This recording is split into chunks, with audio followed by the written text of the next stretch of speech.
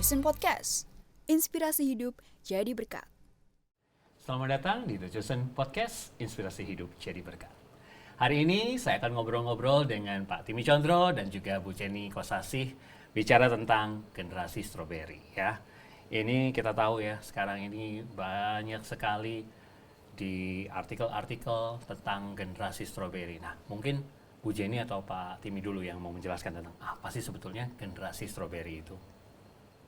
Yang saya tahu dari beberapa artikel yang pernah saya baca, generasi stroberi itu generasi Gen Z ya, yang katanya Gen Z, terus yang kelihatannya kayak stroberi lah, cantik tapi mudah penyok, mudah, pokoknya gampang rusak lah istilahnya, lecet atau apa karena sifatnya yang lembek ya, gitu. Itu sih yang saya tahu ya. Iya, kalau Pak Timi, kenapa mereka disebut generasi stroberi karena apa selain yang tadi Bu Jenny? Saya katakan bahwa mereka adalah Gen Z yang lembek ya, jadi manja. Mereka kepinginnya yang baik-baik, nggak mau susah, tetapi mereka sangat rapuh di dalam hidupnya. Gitu. Nah, apa sekarang penyebab mereka itu jadi generasi stroberi seperti itu? Iya. Ini mungkin dari segi, memang generasi kan terus ya berganti, ya berganti generasi. Kebanyakan kalau Gen Z itu kan lahir dari generasi sebelumnya, bisa generasi milenial atau Gen X yang sudah ekonominya udah mulai meningkat, lebih mapan. Jadi kan biasa kalau orang tua dulu hidupnya susah gitu, kerja keras, sekarang mereka sudah lebih enak. Aku nggak mau lah anak-anakku mengalami hal yang sama gitu. Kalau bisa mereka lebih enak. Nah, maka orang tua berusaha memberikan fasilitas yang lebih baik, gitu, fasilitas belajar yang lebih baik. Apalagi kita yang hidup di perkotaan, mengadakan ya transportasi jarang. Kalau di Indonesia transportasi umum kan lebih terbatas, maka mereka biasanya disediakan mobil atau paling enggak motor, jadi mereka bisa jalan sendiri dan seterusnya. Pokoknya fasilitas dipenuhi, belum lagi yang lain-lain, HP sekarang itu udah nggak mungkin nggak ada lah ya, semua ada. Kalau zaman dulu sebelumnya kan itu tidak ada. Jadi, saya dulu pakai telepon umum, Bu. nah, pakai telepon koin ya. betul, yang masih telepon yang itulah ya, di koin itu kan masih seribuan itu kalau saya ingat itu. Nah itu masih pakai itu. Kalau sekarang kan semua mereka udah dipenuhin, isi mereka juga bagus, ya orang tua lebih proteksi ya toh. Terus mau belajar juga semua diadakan fasilitasnya. Ya mungkin itu juga. Terus mereka juga bisa menerima begitu banyak informasi dari luar, berbagai macam informasi yang mereka dapatkan. Baik itu yang baik maupun yang buruk, tidak baik. Yang seharusnya mungkin harus ada filter bagi mereka, tapi sekarang mereka bisa bebas. Dengan mudah mendapatkan informasi-informasi tersebut ya. Itu bisa menjadi masukan yang baik, tapi bisa juga menjadi tekanan buat mereka. Itu sih kalau saya pikir. Itu dari Bu Jenny. Pak Timi, kalau bicara tentang penyebab dari tadi, bicara tentang generasi stroberi. Ya. Saya hanya tambahkan sedikit bahwa generasi stroberi ini mendapatkan yang terbaik semuanya. Tetapi kadangkala yang terbaik ini tidak bisa mendidik mereka untuk mereka siap menghadapi satu tantangan di dalam hidup mereka. Sehingga mereka merasa nyaman, merasa bahwa apa yang mereka inginkan mereka dapatkan, terus membuat mereka itu jadinya, ya itu tadi di awal saya sudah katakan bahwa manja, nggak mau susah untuk menjalani kehidupan ini. Ya. Ya, itu. Nah, tapi apakah kita bijak ini kalau melabeli Gen Z atau Gen Z ini sebagai generasi stroberi? Menurut Bapak dan Ibu bagaimana? Menurut saya tidak semua Gen Z itu stroberi. Saya bisa lihat ada anak-anak muda yang dari mereka usia remaja itu sudah punya daya juang yang luar biasa. Bahkan sekarang dengan kemajuan informasi, teknologi informasi yang begitu luar biasa, saya lihat sendiri keponakan saya tuh bisa jualan online dengan sesuatu yang sederhana begitu ya, dari craft, dari apa dia bisa jual online, dia bisa berani untuk aktualisasi diri dengan ikut lomba dan sebagainya. Bukankah itu sebuah tantangan bagi dia, dan itu dia harus melawan ketidaknyamanan dalam dirinya sendiri ketika dia berkumpul dengan sebuah komunitas baru, tekanan dan sebagainya dari juri yang harus dia ikut lomba. Itu saya rasa bukan sesuatu yang mudah bagi dia, dan itu gengsi.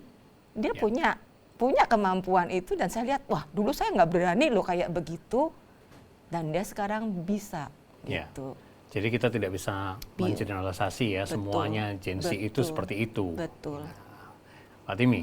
Ya, saya setuju katakan bahwa kita tidak boleh mengeneralisasi bahwa Gen Z itu semuanya adalah generasi stroberi. Karena dari pengalaman kami sendiri, kami melihat dua anak kami yang kedua dan ketiga ini termasuk Gen Z. Tapi kami melihat bagaimana perjuangan mereka berdua ini sungguh-sungguh luar biasa. Yang kedua, dengan bidang ilmu yang dia sedang pelajari saat ini, ya kami bisa melihat bagaimana perjuangannya dia. Enggak mudah gitu ya, karena kebetulan dia kuliahnya di kedokteran, di mana dia juga harus berjaga malam di rumah sakit, tinggal di luar Surabaya, jauh dari orang tuanya. Tetapi kami melihat bahwa dia bisa tough gitu ya, bisa tough, walaupun dia termasuk Gen Z gitu ya.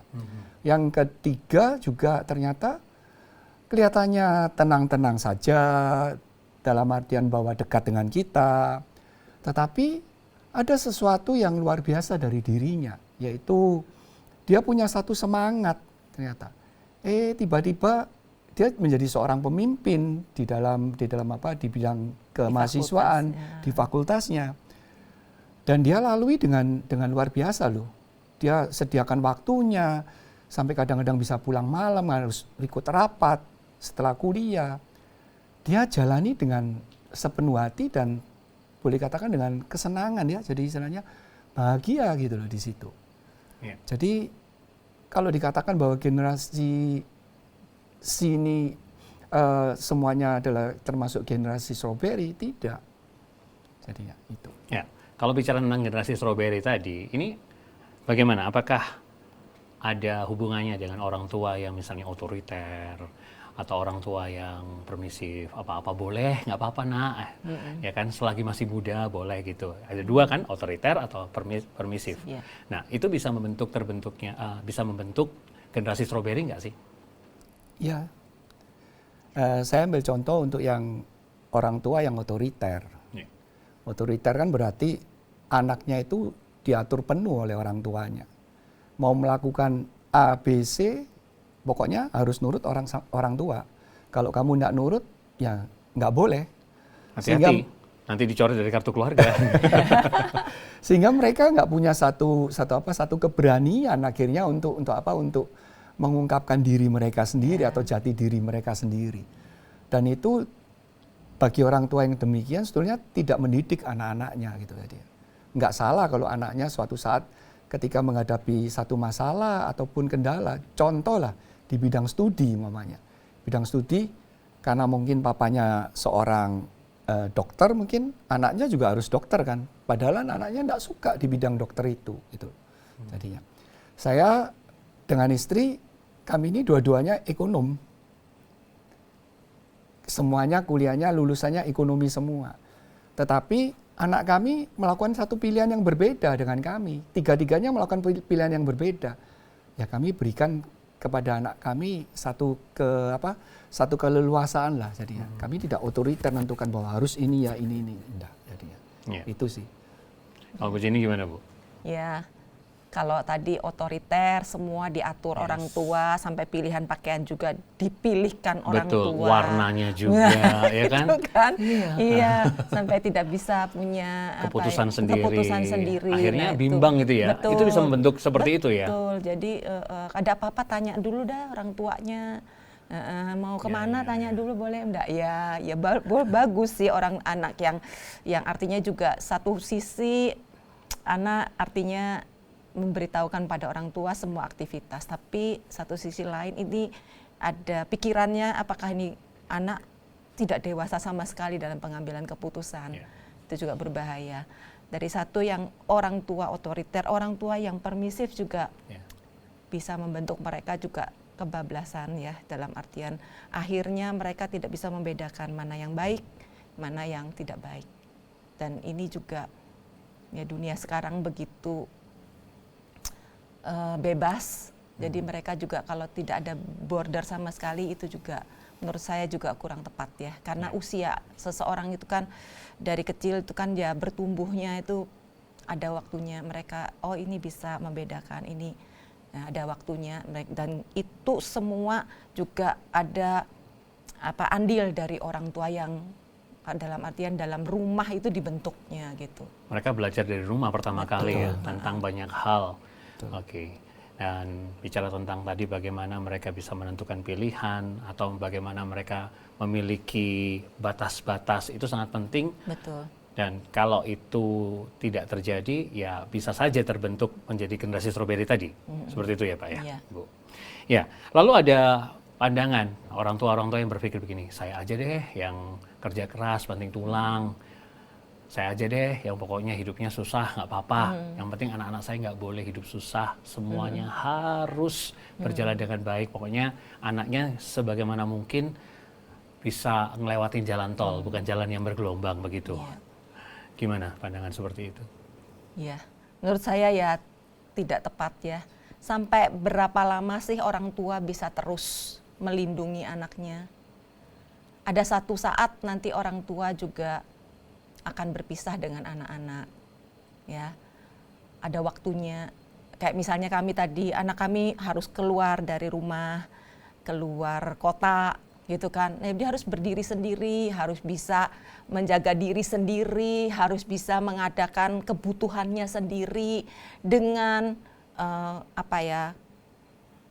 misalnya keuangan yang dia punya, misalnya segini setiap bulan, bagaimana mencukupkan uang yang segini untuk kebutuhan selama 1 bulan, itu kan dia harus belajar sendiri. Tidak mungkin kami jauh-jauh, kamu harus beli ini, ya enggak mungkin toh. Tapi ini kan putra Bapak Ibu ada di luar negeri ya. Nah, enggak semua. Satu putra dari Pak Timi dan Bu Jenny ada di luar negeri begitu. Nah, itu awal-awalnya apakah dia kesusahan ketika harus mengambil keputusan dan sebagainya atau aman-aman saja? So far aman sih kayaknya ya. Justru menurut kami ketika dia dengan kami itu justru tidak mandiri malahan tadinya. Tetapi begitu dia keluar dari kami, kemandirian itu muncul dari dirinya gitu tadinya. Otomatis kayak terpaksa gitu kali ya. Jadi keluar dari zona nyaman itu juga akan membentuk seseorang menjadi seorang yang lebih berjuang begitu ya. Wow, ya itu penting sekali ya. Jadi saya ingat cerita bagaimana seekor induk burung yang menggoyang-goyangkan sarangnya supaya si anak keluar dan dia belajar terbang. Itu yang dilakukan Bapak dan Ibu. Dan itu perlu dilakukan oleh orang tua itu ya. Sampai kapan orang tua menemani? Justru ketika kita membuat mereka nyaman dan mereka aman, mereka tidak akan belajar sesuatu. Dan ketika mereka sudah tidak ada orang tua, justru hidup mereka bisa lebih tidak baik lagi begitu ya. Rapuh gitu ya. Wow.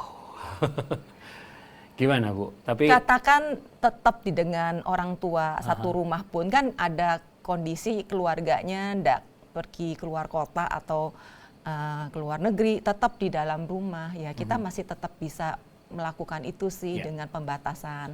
Kapan kita akan incas ke keputusan anak, kapan kita harus nggak usah biarin aja. Ya, biarin aja dia kerjakan sendiri. Satu contoh misalnya, apakah keuangan kita akan lepas terlebih dahulu, biar dia menghidupi, sorry dalam tanda kutip, menyediakan kebutuhannya itu sendiri gitu dengan kondisi uang yang secukupnya yang kita berikan batasan. Itu kan belajar ya. Terus misalnya mengambil keputusan dalam pendidikan yang dia mau ambil. Kan anak-anak tuh unik ya, nggak semua sama. Dan dia tidak bisa kita atur sekehendak hati kita gitu loh. Kalau dia nggak senang kan nanti dia akan mengalami kesulitan untuk menyelesaikan apa yang menjadi pilihan. Begitu. Oke. Ada yang mau tambahkan, Pak? Ya. Jadi kami juga membiasakan nih anak-anak yang khususnya yang milenial dan Gen Z ini ya tadinya. Itu untuk berani menghadapi tantangan di dalam kehidupannya. Apakah anak kami tidak pernah mengalami satu kegagalan? Pernah mengalami satu kegagalan. Tetapi ketika mereka mengalami kegagalan itu, kami sebagai orang tua tidak terus habis itu tutupin begitu ya, istilahnya tutupin. Kami melatih mereka untuk apa? Berani untuk menghadapi kegagalan itu. Sehingga Ada ketika ruang, mereka berani menghadapi kegagalan itu, mereka akhirnya belajar dari situ gitu. Dan itu yang membuat mereka menjadi tidak rapuh, bisa tahan menghadapi masalah kehidupan. Gitu. Memberikan ruang kegagalan. Betul. Nah, kadangkala saya masih ingat sekali kami berdua, khususnya saya nggak tega suatu saat kami harus istri saya ini harus mengambil keputusan untuk tidak mensuplai lagi keuangan sebagai uang saku untuk anak pertama kami di luar negeri gitu ya. Istri saya karena dia sudah bekerja ya, istri saya dengan tegas ya katakan bahwa tak coba nggak tak kirim tadinya uang saku itu. Itu ibu yang tega. Saya sebagai papa nggak tega betulnya. Saya katakan janganlah. Dia katakan enggak, saya mau latih dia coba. Ketika dicoba kan seperti begitu, ternyata dia sudah siap dengan kondisi itu. Jadi dia nggak minta untuk uang saku dan setelah itu totally kita nggak kirim dia uang saku karena dia sudah bisa membiayai dirinya sendiri. Jadinya itu yang kita gunakan untuk melatih anak-anak ini supaya tidak menjadi generasi yang fragile, rapuh, mudah rusak itu jadinya. Ya tentu saja lihat kondisinya lah Betul. ya. Jadi dia sudah bekerja, jadi kita tuh maunya, saya juga bertanya, kamu dapat berapa uangnya, bagaimana pengeluaran, ya kita tahu kan batasannya. Jangan biarkan juga kelaparan. Tetap diajak komunikasi tadi ya. Iya, jadi itu penting kan sekali. Kita sudah tahu nih latar belakang. Oh kayak gitu, ya udah aku kurangi sebagian ya. Itu komunikasi dengan. Iyalah, ya saya putranya. ngomong lah ya. Terus tapi apakah anak ibu langsung tahu maksud ibu atau Tahu. langsung tahu maksudnya? Tahu lah. Itu harus Bukan, jadi gini, saya aja bilang, oke, kamu dapat berapa? Ya sudah, mama potong separuh ya. Kamu dapat sekian ya, waktu nanti itu mama gimana, kirim. Bu? Responnya gimana? Dia bilang oke. Oke. Waduh, luar biasa ya. Kalau saya, mungkin begitu. Ya. Tapi itu luar biasa ya. Jadi bisa membuat seorang anak menjadi belajar. Jadi bukan hanya sekedar cuman menerima, tapi bagaimana mereka pada satu fase kehidupan mereka, satu titik harus mengambil keputusan, harus berjuang, berproses. Itu ya, proses itu penting sekali. Betul. Ya. Ya. Terus apa lagi nih yang harus dilakukan orang tua supaya tidak menjadikan anak-anaknya sebagai generasi stroberi? Kalau menurut saya, satu hal yang perlu diperhatikan oleh orang tua adalah jangan biasakan memberikan sesuatu yang instan dengan mengabaikan proses ya. Itu sangat penting sekali karena tidak ada satu keberhasilan di dalam kehidupan seseorang tanpa yang dikatakan dengan proses.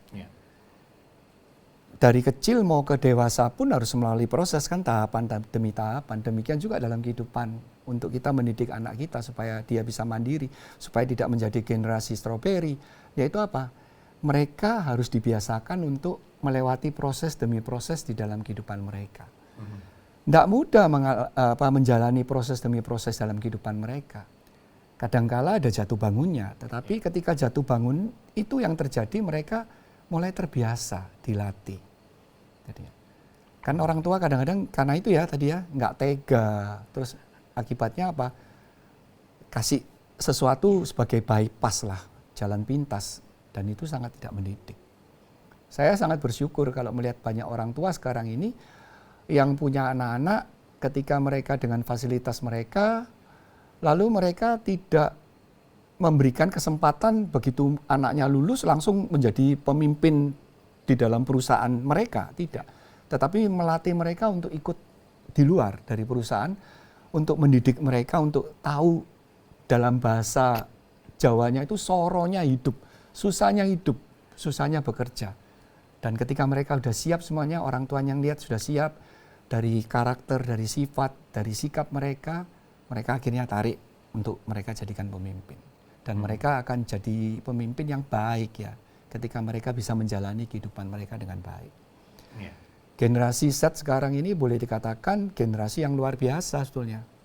Ya, tinggal bagaimana orang tua itu mendidik mereka dengan baik supaya mereka menjadi generasi yang benar-benar tough. Ya, Bu Jenny. Ya sama sih, tapi tambahannya tidak semua apa yang kita inginkan itu bisa kita dapat. Itu yang harus ditekankan kepada belum putra-putri tentu kita bisa dapat. Nah, ini yang kita harus kasih tahu mereka. Kadang-kadang kita sudah berjuang pun belum tentu kita dapat seperti apa yang kita impikan. Kalau kamu belum dapat pun, itu kamu tetap harus sabar dengan tenang menjalani, ya berusaha, terus berusaha.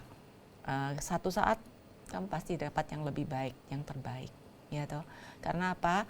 Ya kita tahulah di luar itu begitu banyak orang yang juga sama-sama bergerak, berjuang untuk mendapatkan sesuatu, dan kita semua lagi kayak gitu kan dalam perlombaan yang kayak begitu gitu. Jadi kalau misalnya kita nggak bisa dapat, ya mungkin ya momennya nggak tepat, caranya nggak tepat, ya belajar ini proses kita gitu loh, gitu. Terus kamu tuh unik loh, nggak sama dengan orang lain, ya kan? Kamu nggak harus sama-sama si A, si B, si C, kamu juga nggak harus sama dengan papa atau mama.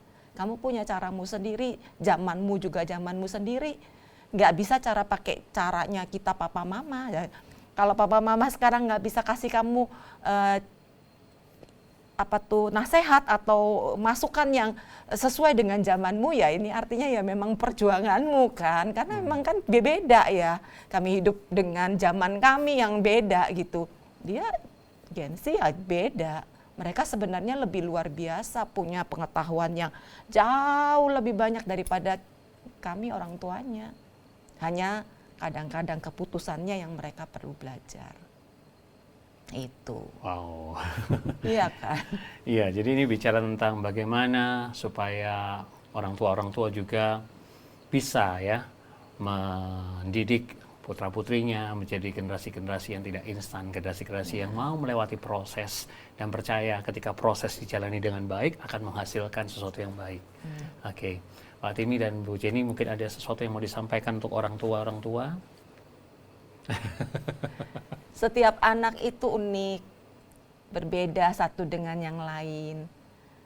Dan kita tidak bisa memaksakan kehendak kita untuk jadi apa mereka. Kalau kita kembali kepada firman Tuhan berkata, mereka tuh seperti anak panah di tangan seorang pahlawan.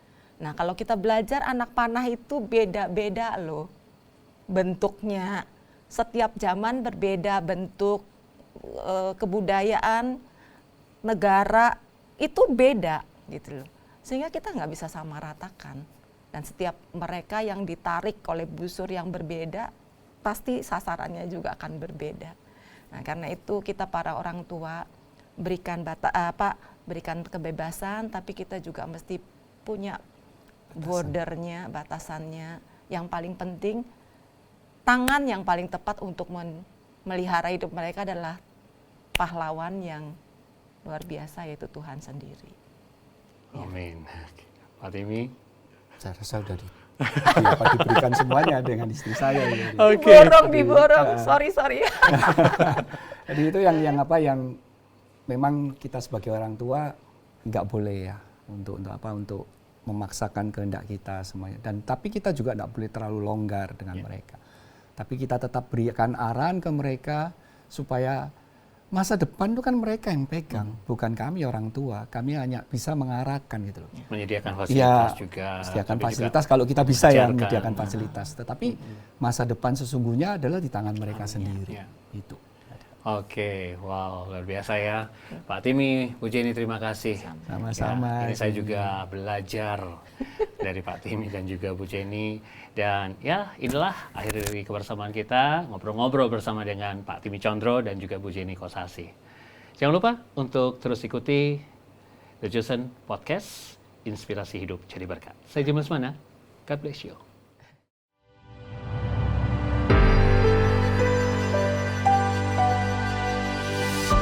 The Chosen Podcast. Inspirasi hidup jadi berkat.